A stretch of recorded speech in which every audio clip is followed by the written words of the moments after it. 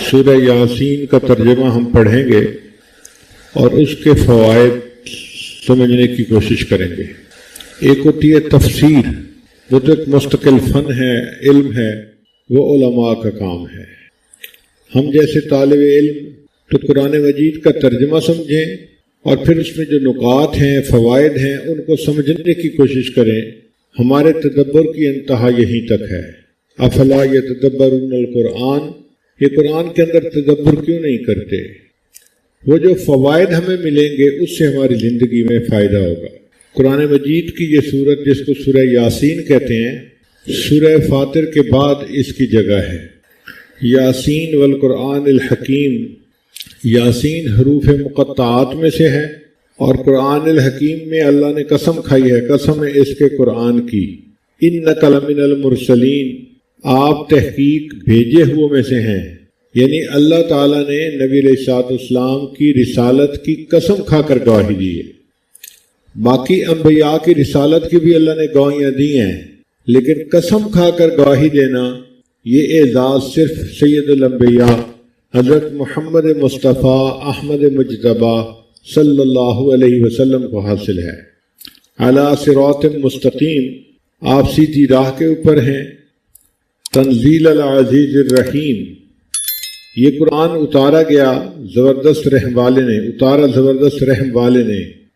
لتنذر قوما ما انذر آباؤہم فہم غافلون، تاکہ تو ڈرائے ایک قوم کو کہ جنہوں نے نہیں ڈر سنا ان کے باپ دادوں نے، فہم غافلون، لہذا وہ بے خبر ہیں۔ عربی زبان کے 29 حروف ہیں، ان کو حروف تہجی کہتے ہیں۔ ان میں اگر الف اور حمزہ اس کو ایک سمجھا جائے تو کل 28 بنتے ہیں، پھر 28 بنتے ہیں۔ ان 28 میں سے 14 حروف حروف مقطعات میں استعمال ہوئے ہیں۔ ان کا علم اللہ تعالیٰ کے پاس ہے، یا اللہ نے اپنے پیارے حبیب صلی اللہ علیہ وسلم کو عطا کیا، یا اپنے پیارے اولیاء میں سے جس کو چاہا عطا کیا۔ چنانچہ امام ربانی حضرت مجد الثانی رحمۃ اللہ علیہ اپنے مکتوب میں لکھتے ہیں کہ اللہ تعالیٰ نے مجھے حروف مقطعات کا علم عطا فرمایا، اور جن دنوں یہ علم مجھے مل رہا تھا پورے سرہند شہر کے اوپر فرشتوں کا پہرا تھا کہ شیطان شہر میں ہی داخل نہ ہو سکے، اتنی حفاظت کے ساتھ ان کو حروف مقطعات کا علم عطا کیا گیا۔ حروف مقطعات کی تھوڑی سی تفصیل آج ہم سمجھ لیں۔ اس کے 3 حصے ہیں۔ پہلا ہے الف سے زال تک، یہ 9 حروف بنتے ہیں، الف با تا سا۔ اگر گنے تو الف سے زال تک کتنے بنتے ہیں؟ 9 حروف بنتے ہیں۔ ان میں الف اور ہا یہ 2 حروف استعمال ہوئے اور باقی 7 حروف کو چھوڑ دیا گیا۔ پھر اس کے درمیان وسط کے حروف ہیں، وہ را سے لے کے غین تک بنتے ہیں۔ یہ کل 10 حروف ہیں۔ را سے لے کے غین تک کتنے حروف ہیں؟ 10 حروف ہیں۔ ان میں سے اللہ تعالیٰ نے ایک حرف کو لے لیا، ایک حرف کو چھوڑ دیا، ایک حرف کو لے لیا، ایک کو چھوڑ دیا۔ مثلا را کو لیا، زا کو چھوڑ دیا، سین کو لیا، شین کو چھوڑ دیا، صاد کو لیا، زود کو چھوڑ دیا، تو کو لیا، زو کو چھوڑ دیا، عین کو لیا اور غین کو چھوڑ دیا۔ یہ جو درمیان کے حروف تھے ان میں ایک کو لے لیا، ایک کو چھوڑ دیا، ایک کو لے لیا، ایک کو چھوڑ دیا، یہ ترتیب ہے۔ تو یہ 5 حروف بن گئے۔ تو 2 پہلے تھے اور 5 یہ کتنے ہو گئے؟ 7۔ پھر اس کے بعد فا سے لے کے یا تک پھر 9 حروف بنتے ہیں۔ ان میں سے 2 حروف کو چھوڑ دیا، فا کو اور واو کو، اور 7 کو لے لیا گیا۔ تو کتنے بن گئے؟ 7 اور 7 14 بن گئے۔ یعنی حروف تہجی کے 3 حصے بنیں گے۔ پہلے 9 حروف کا ایک حصہ بنے گا، اس میں سے اللہ تعالیٰ نے 2 حروف کو استعمال فرمایا، 7 کو چھوڑ دیا۔ جو استعمال ہوئے وہ الف اور ہا تھے، اور 7 کو چھوڑ دیا۔ پھر جو آخری حصہ تھا وہ تھا فا سے لے کے یا تک، اس میں اللہ تعالیٰ نے 2 کو چھوڑ دیا اور 7 کو لے لیا۔ جن کو چھوڑا وہ تھے فا اور واو، تو 7 اور 2 9 گئے۔ باقی درمیان کا وسط کا حصہ رہ گیا۔ وسط کے حصے میں 10 حروف بنتے ہیں، را سے لے کے غین تک۔ اب 10 میں سے ایک لیں، ایک چھوڑیں تو کتنے بنتے ہیں؟ 5 بنتے ہیں، تو 9 اور 5 14، تو کل 14 حروف مقطعات میں استعمال ہوئے ہیں۔ اب اس میں بھی کوئی نکتہ ہے کہ 14 حروف کیوں استعمال ہوئے؟ وہ اس لیے کہ ان حروف مقطعات نے پوری انسانیت کو لاجواب کر دیا۔ اللہ تعالیٰ نے فرمایا کہ دیکھو جو زبان تم بولتے ہو انہی حروف سے بنی ہوئی زبان میں یہ قرآن میں نے اتارا ہے، تو آدھے حروف سے میں اپنے قرآن میں استعمال کر رہا ہوں اور باقی 14 حروف تمہارے لیے چھوڑ رہا ہوں، تو باقی 14 حروف سے اس کے مقابلے کی کوئی صورت بنا دو یا کوئی کلام بنا کر دکھا دو۔ تو حروف تہجی کتنے ہیں؟ 29 ہیں، لیکن ان میں الف اور حمزہ ایک ہیں، تو اس لحاظ سے کتنے ہو گئے؟ 28 ہو گئے۔ ان 28 میں سے کتنے حروف استعمال ہوئے ہیں حروف مقطعات میں؟ 14 حروف استعمال ہوئے۔ اس کی ترتیب کیا ہے؟ 3 حصے بنائے گئے۔ پہلا حصہ ہے الف سے لے کے زال تک، الف سے لے کے زال تک، ان میں سے 2 حروف استعمال ہوئے اور 7 کو چھوڑ دیا گیا۔ دوسرا حصہ ہے آخری فا سے لے کے یا تک، یہ بھی 9 حروف ہیں، ان میں سے 7 کو استعمال کیا اور 2 حروف کو چھوڑ دیا، تو 7 اور 2 9 ہو گئے۔ پھر وسط کا حصہ، درمیان کا حصہ رہ گیا، وہ 10 حروف بنتے ہیں۔ ان 10 حروف میں سے اللہ تعالیٰ نے ایک حرف کو لیا، ایک کو چھوڑا، ایک کو لیا، ایک کو چھوڑا۔ مثلا را کو لیا، زا کو چھوڑ دیا، سین کو لیا، شین کو چھوڑ دیا، صاد کو لیا، ضاد کو چھوڑ دیا، تو کو لیا، ضا کو چھوڑ دیا، عین کو لیا اور غین کو چھوڑ دیا، تو یہ 5 حروف ہو گئے۔ تو کل 14 حروف بنتے ہیں جو قرآن مجید میں استعمال ہوئے ہیں۔ یہیں تک ہمارے لیے فائدہ کافی ہے کہ ہمیں حروف مقطعات کے بارے میں ایک آئیڈیا ہو کہ اللہ تعالیٰ نے قرآن مجید میں کن حروف کو حروف مقطعات میں استعمال کیا ہے۔ لیکن عربی طلباء کے لیے ہمیں تھوڑا سا اور بھی آگے جانے کی ضرورت ہے۔ کلام عرب 3 طرح کا ہوتا ہے، حرف، فعل یا اسم۔ حرف، فعل یا اسم۔ اس میں جو حرف ہے نا، اس میں واو ہوتا ہے جس کو واو عاطفہ کہتے ہیں، عطف کے لیے، فا ہوتا ہے تعقیب کے لیے، حمزہ ہوتا ہے استفہام کے لیے، کاف ہوتا ہے تشبیہ کے لیے، اور با ہوتا ہے الصاق کے لیے۔ پھر کبھی کبھی یہ 2 حروف پر مشتمل ہوتا ہے، جیسے کمن تبعیض کے لیے، او تخییر کے لیے، ام للاستفہام استفہام کے لیے، اور انا شرط کے لیے۔ اور کبھی کبھی یہ 3 حروف ہوتے ہیں، الیہ اور علیہ، جو اسم اور فعل ہے وہ بھی 3 حروف پر ہوتے ہیں، جیسے فعل ہے الا یعلو اور علا یعلو۔ کبھی کبھی اسم اور فعل 4 پر بھی آتے ہیں اور کبھی کبھی 5 حروف پر بھی آتے ہیں، جیسے فجل، سجل اور جردہل، یہ 5 حروف پر مشتمل ہیں۔ اب ان میں قرآن مجید نے کن کن حروف کو کہاں کہاں استعمال کیا، یہ ایک راز ہے۔ یہ کوئی نہیں جانتا کہ اللہ تعالیٰ نے کہیں پر ایک حرف استعمال کیا ہے، جیسے قوف، نون، تو، اور کہیں کہیں پہ 2 حروف استعمال ہوئے ہیں، جیسے حامیم، توسین، توہا، یاسین، اور کہیں کہیں قرآن مجید میں 3 حروف استعمال ہوئے ہیں، الف لام میم، توسین میم، الف لام را، اور کہیں 4 حروف استعمال ہوئے ہیں، الف لام میم را، الف لام میم صاد، اور کہیں پر 5 حروف استعمال ہوئے ہیں، ہا میم عین سین قاف اور کاف ہا یا عین صاد۔ اللہ تعالیٰ نے کس حکمت کی بنا پر کہاں ایک حرف پسند فرمایا، کہاں 2، کہاں 3، کہاں 4، کہاں 5، اس کی حکمت کو کوئی نہیں جانتا۔ اس کے سامنے عرب لوگوں کی زبانیں گنگ ہو گئیں کہ واقعی یہ عام حروف سے بنا ہوا کلام ہے، لیکن اس کی حکمتوں کو ہم میں سے کوئی نہیں سمجھ سکتا۔ 1400 سال سے آج تک قرآن مجید کا یہ دعویٰ اپنی جگہ موجود ہے کہ اگر تم ایک صورت ایسی بنا کے دکھا سکتے ہو تو بنا کے دکھاؤ۔ آپ اندازہ لگائیے، وہ کفار جو مخالفت کرتے تھے، جو بڑے زبان کے ماہر تھے، جو اسلام کی مخالفت میں خود قتل ہو گئے، اپنی اولادوں کو قتل کروا دیا، اگر وہ اس چیلنج کو قبول کر سکتے ہوتے تو کیوں نہ قبول کر لیتے؟ وہ فوراً جواب دیتے جی ہم بنا کے دکھاتے ہیں۔ لیکن آج تک قرآن مجید کے اس کے دعوے کو کوئی قبول نہ کر سکا۔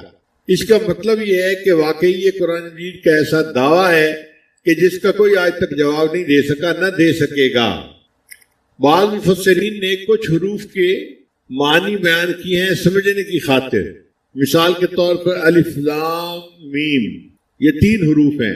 وہ فرماتے ہیں الف سے مراد اللہ، اور میم سے مراد محمد صلی اللہ علیہ وسلم، اور لام سے مراد جبرائیل جو اللہ اور اس کے نبی کے درمیان واسطہ بنے، قرآن مجید کو اللہ سے لے کر نبی علیہ السلام تک لائے۔ تو انہوں نے اس طرح کچھ حروف کے معانی بھی بتائے ہیں۔ الف لام میم، الف سے مراد اللہ اور میم سے مراد محمد صلی اللہ علیہ وسلم، اور لام سے مراد جبرائیل کہ وہ جبرائیل واسطہ بنے اور اللہ تعالیٰ کا کلام نبی علیہ السلام تک پہنچانے والے بنے۔ بعض حروف کو اگر جمع کیا جائے تو یہ نام بھی بن جاتا ہے، جیسے الف لام را، ایک جگہ پر یہ حروف مقطعات آئے ہیں، اور حامیم یہ بھی آئے ہیں، اور نون یہ حرف بھی آیا ہے۔ اگر ان تینوں کو ملائیں تو یہ الرحمن بنتا ہے۔ اب الرحمن کے اس لفظ کو اس طرح ڈیوائیڈ کر کے صورتوں کے آگے لانے میں کیا حکمت ہے، یہ اللہ تعالیٰ ہی بہتر جانتے ہیں۔ سچی بات تو یہ ہے کہ یہ حروف اللہ اور اس کے پیارے حبیب صلی اللہ علیہ وسلم کے درمیان اشارات ہیں، یہ راز ہیں۔ جہاں محبت کا تعلق ہوتا ہے نا، وہاں پہ پورا لفظ بولنے کی ضرورت نہیں ہوتی، ایک حرف ہی پیغام پہنچا دیتا ہے۔ ایک شاعر تھا، اپنے محبوب کے ساتھ جا رہا تھا تو محبوب کی سواری آگے نکل گئی، تو اس نے اس پر شعر کہا، لا تحسبی ان نسینا الایجاف، کہ تو یہ نہ سمجھ کہ ہم اونٹ کو دوڑانا بھول گئے ہیں۔ فقلت لہا کفی فقالت لی کاف، میں نے اسے پکارا کفی، کف کہتے ہیں رک جانے کو، اگر مرد ہو تو کف کہیں گے، اگر عورت ہو تو تسنیہ کا صیغہ کفی کہیں گے۔ تو میں نے کہا کہ رک جاؤ، تو اس نے مجھے کہا کہ تمہیں پورا لفظ بولنے کی کیا ضرورت ہے، اگر کفی کہو گے تو سب سمجھ جائیں گے کہ تم رکنے کا اشارہ کر رہے ہو، تم اگر صرف قاف ہی کہہ دیتے تو میں تمہارے پیغام کو سمجھ جاتی۔ تو پورا لفظ بولنے کی ضرورت نہیں، ایک حرف بولنا کافی ہے۔ اس سے پتہ چلتا ہے کہ جس طرح عاشق و معشوق ایک دوسرے کے ساتھ ایک حرف میں کوڈ میں بات کر جاتے ہیں، اللہ تعالیٰ نے بھی اپنے پیارے حبیب صلی اللہ علیہ وسلم کے ساتھ حروف مقطعات میں کوڈ کے ذریعے سے پیغام پہنچا دیا، ان کے ساتھ باتیں کر لی، اور ان باتوں کا مخلوق کو کچھ پتہ نہیں چلا۔ البتہ اتنی بات ہے کہ جتنی صورتوں کے سامنے، جتنی صورتوں کے شروع میں الف کا حرف آیا ہے، اس صورت میں قرآن مجید کا تذکرہ ضرور ہوا ہے۔ جن صورتوں کے شروع میں تو کا حرف آیا ہے، ان میں حضرت موسیٰ علیہ السلام کا تذکرہ بھی ہوا اور اژدہا کے واقعے کا تذکرہ بھی ہوا۔ اور اگر آپ غور کریں، اژدہا جب بیٹھا ہوتا ہے تو تو کے حرف سے مشابہ ہوتا ہے، اور جس صورت کے شروع میں نون آیا ہے اس کے بعد قلم کا تذکرہ آیا ہے۔ اگر آپ دیکھیں تو نون کا جو حرف ہے نا، وہ دوات کی مانند نظر آتا ہے، جیسے دوات کی شکل ہوتی ہے، نون کا حرف اس طرح لکھا جاتا ہے۔ تو جہاں نون کا حرف آیا وہاں اللہ نے قلم کا بھی تذکرہ کر دیا۔ اب اس کو یاد رکھنے کے لیے ہم ایک دفعہ پھر دہرا لیتے ہیں تاکہ ہمیں سبق یاد رہے۔ عربی زبان کے کتنے حروف تہجی ہیں؟ 29۔ ان میں سے 2 حرف ایک جیسے ہیں، جیسے حمزہ اور الف، تو پھر کل کتنے پیچھے بچ گئے؟ 28 بچ گئے۔ اب ان 28 میں سے حروف مقطعات میں کتنے حروف استعمال ہوئے ہیں؟ 14 حروف۔ اللہ تعالیٰ نے آدھے حروف کو استعمال کیا۔ اس میں کیا حکمت ہے؟ اس میں حکمت یہ ہے کہ اللہ تعالیٰ نے یہ بتلایا کہ دیکھو آدھے حروف میں اپنی کتاب میں استعمال کر رہا ہوں، اب اس کا جواب دینے کے لیے باقی آدھے حروف تم استعمال کر لو اور اس قرآن کی طرح ایک اور قرآن بنا کے دکھا دو۔ پھر فرمایا اگر تم قرآن نہیں بنا سکتے ایک سورت بنا کے دکھا دو۔ پھر فرمایا کہ تم ایک سورت بھی نہیں بنا سکو گے، تم 10 آیتیں بنا کے دکھا دو۔ آخر پر یہاں تک فرما دیا کہ تم 10 آیتیں بھی نہیں بنا سکو گے، ایک آیت قرآن جیسی بنا کے دکھا دو۔ اور عرب جو اپنے آپ کو بڑے ماہر زبان کہتے تھے، وہ قرآن مجید کی آیات جیسی ایک آیت بھی بنا کے پیش نہ کر سکے۔ ان میں سے ایک آدمی نے کوشش بھی کی، مگر اس کی کوشش پر خود عرب لوگ ہنسنے لگ گئے۔ الفیل و مل فیل و ما ادراک مل فیل۔ تو اللہ تعالیٰ کا قرآن واقعی اللہ کا کلام ہے، اور اس کا جواب مخلوق کے لیے دینا ناممکن ہے، کوئی دے ہی نہیں سکتا۔ اور 1 مہینہ 2 مہینہ کی بات نہیں، 1400 سال اس دعوے میں گزر گئے، اور ان 1400 سال میں عربوں میں کتنے زبان دان گزرے، نکتہ دان گزرے، عقل مند لوگ گزرے۔ اگر یہ کام کر سکتے ہوتے تو وہ کر چکے ہوتے اب تک، مگر آج تک کوئی نہ کر سکا۔ یہ قرآن مجید کی حقانیت کی کھلی دلیل ہے۔ اب یہ 14 حروف اللہ تعالیٰ نے کیسے پسند فرمائے؟ تو حروف مقطعات کے 3 حصے ہیں۔ پہلے 9 حروف الف سے لے کے زال تک، پہلے 9 حروف کہاں تک ہیں؟ الف سے لے کے زال تک۔ ان میں سے الف اور ہا 2 حروف کو استعمال کیا گیا، 7 حروف کو چھوڑ دیا گیا۔ اور پھر دوسرا حصہ فا سے لے کے یا تک، یہ بھی 9 حروف بنتے ہیں۔ ان میں 2 حروف کو چھوڑ دیا اور 7 حروف کو استعمال کر لیا گیا۔ اور درمیان کا حصہ را سے لے کے غین تک، یہ 10 حروف بنتے ہیں۔ ان میں سے ایک حرف کو لے لیا گیا اور ایک حرف کو چھوڑ دیا گیا۔ اس طرح 2 حروف 7 حروف 9 ہو گئے، اور 5 مل کے 14 حروف ہو گئے۔ مفسرین نے لکھا ہے کہ یہ حروف مقطعات اللہ اور اس کے پیارے حبیب صلی اللہ علیہ وسلم کے درمیان راز کی باتیں ہیں، مگر کہیں کہیں جو مفہوم سمجھ سکی عقل، انہوں نے وہ بھی لکھ دیا ہے۔ جیسے الف لام میم حروف مقطعات ہیں، تو ان کا انہوں نے معنی کیا لیا؟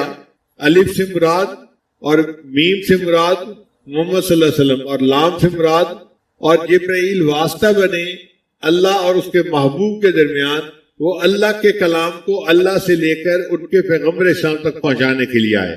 تو الف لام میم، اس کا یہ مفہوم انہوں نے نکالا۔ بعض حروف مقطعات کو ملائیں تو پورا لفظ بھی بن جاتا ہے، جیسے الف لام را، حامیم اور نون۔ ان حروف مقطعات کو ملائیں تو الرحمن کا لفظ بنتا ہے۔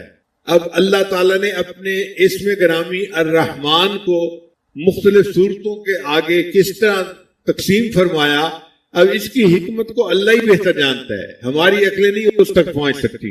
سب سے بہتر جواب یہی ہے کہ یہ حروف مقطعات اللہ اور اس کے محبوب صلی اللہ علیہ وسلم کے درمیان اشارات ہیں، راز ہیں، میان عاشق و معشوق رمزیز کرامن کاتبی راہم خبر نیز۔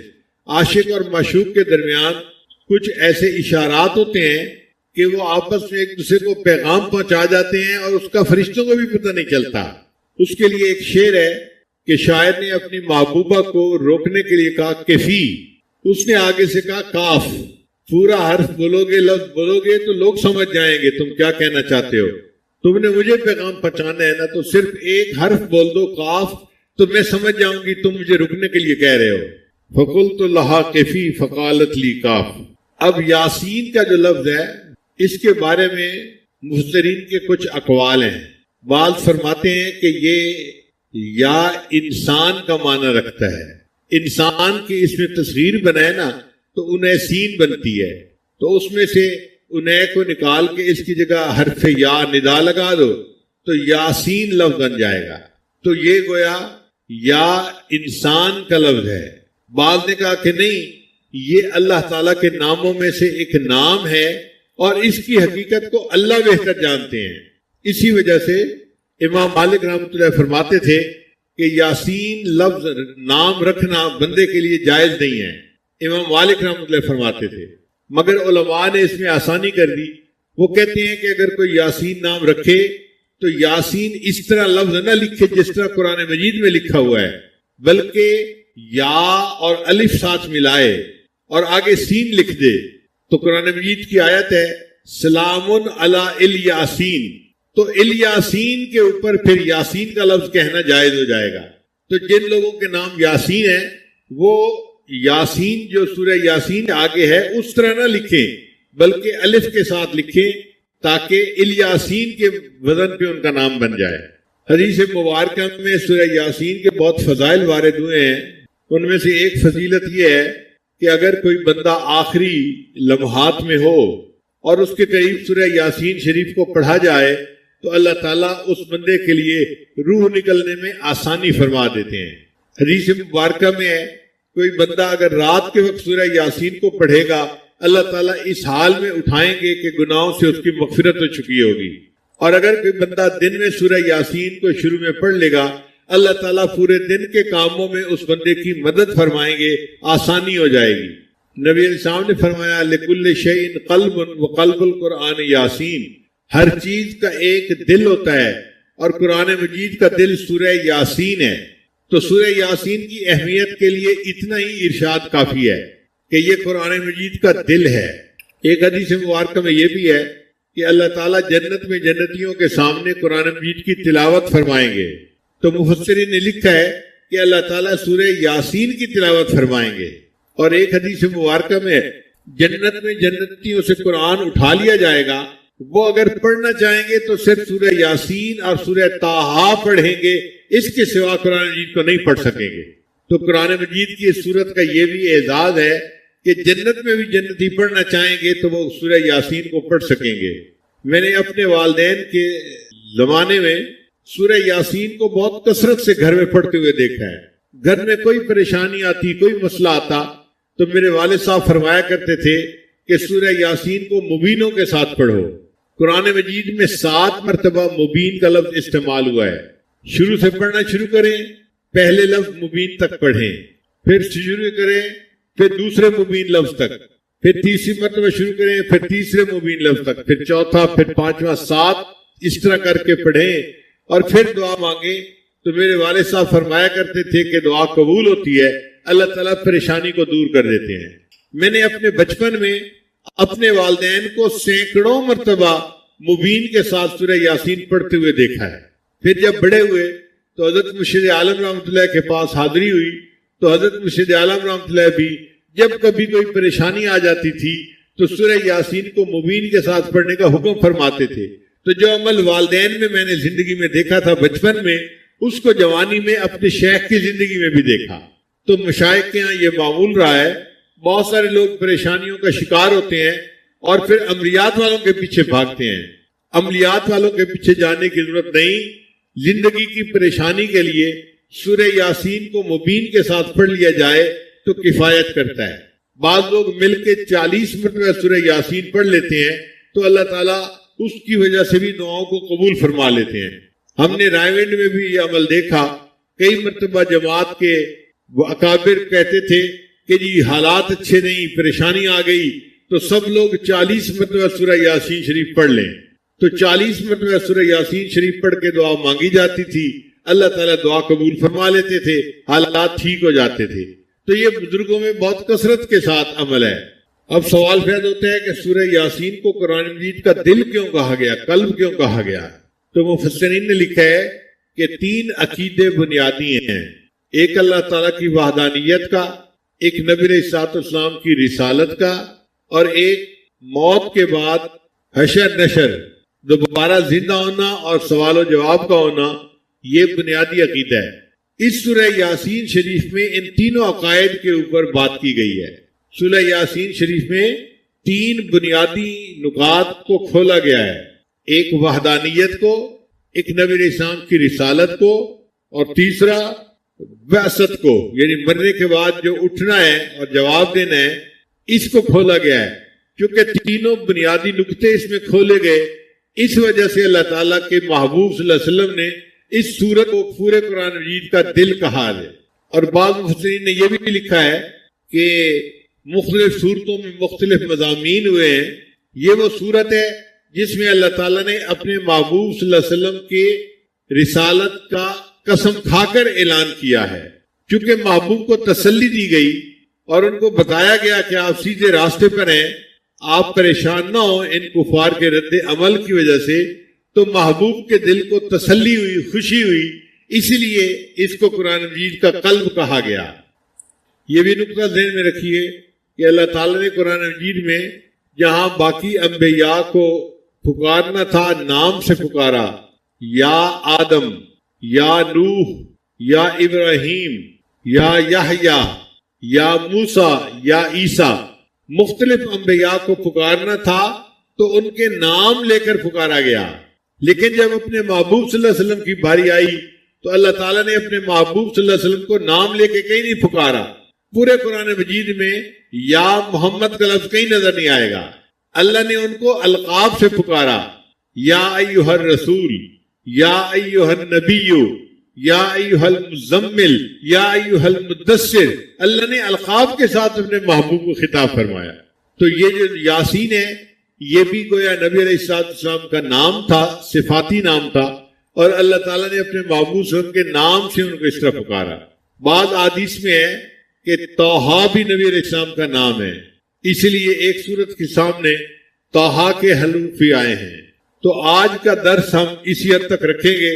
گویا ہم نے حروف مقطعات کے بارے میں کچھ پڑھا کہ یہ 28 ہیں اور ان میں سے 14 استعمال ہوئے ہیں، اور باقی 14 کو اللہ نے چھوڑ دیا مخالفین کے لیے کہ تم اس جیسا کلام بنا کے دکھاؤ۔ 14 حروف کو میں نے اپنی کتاب میں استعمال کیا اور باقی 14 حروف کو استعمال کر کے تم اس کا جواب لکھ کر بتاؤ۔ مگر قرآن مجید کا یہ دعویٰ ایسا تھا کہ جس چیلنج کو کسی نے قبول نہ کیا، اور آج 1400 سال گزارنے کے بعد بھی یہ بات اپنی جگہ سچ ہے کہ یہ کلام الہی ہے، کسی انسان کا کلام نہیں ہے۔ کسی شاعر کا کلام ہوتا، کسی بندے کا کلام ہوتا تو اور بندے بھی بنا سکتے، لیکن جب کوئی نہ بنا سکا، اس کا مطلب یہ مخلوق کا کلام نہیں، یہ خالق کا کلام ہے، اور مخلوق کے عقل و دانش سے بلند تر ہے۔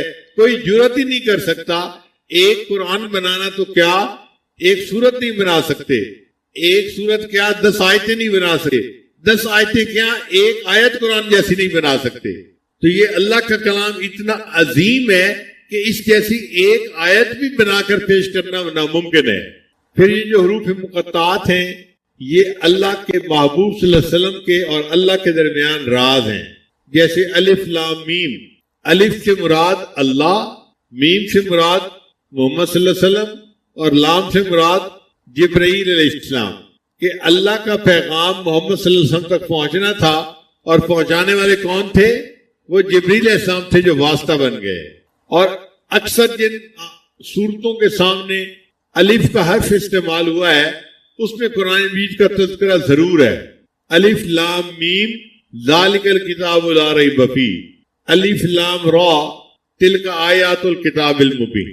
تو الف کا جہاں بھی حرف آیا ہے آگے کی آیات میں قرآن مجید کا تذکرہ ضرور آیا ہے، اور جس صورت کے آگے تو کا حرف آیا ہے اس صورت میں حضرت موسیٰ علیہ السلام کا تذکرہ آیا ہے، یا پھر جو اژدہا کا واقعہ حضرت موسیٰ علیہ السلام کو پیش آیا اس واقعے کا تذکرہ آیا ہے۔